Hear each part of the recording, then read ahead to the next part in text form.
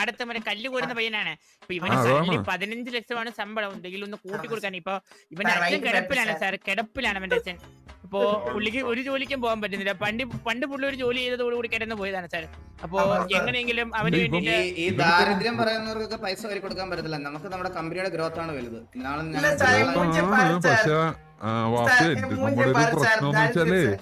ആരെങ്കിലും എന്തെങ്കിലും ഒരു വിഷമം പറഞ്ഞു കഴിഞ്ഞാൽ നമ്മള് അതിലിടപെടും. ഏരിയയില് ഭയങ്കര പവർ കട്ടാണ്, ഇടയ്ക്ക് പോകും. അപ്പൊ ആ കമ്പി ഇടയ്ക്കൊക്കെ പൊട്ടി വീഴും. അതൊന്ന് വലിച്ചു കെട്ടണ പണി ചെയ്യാവാ.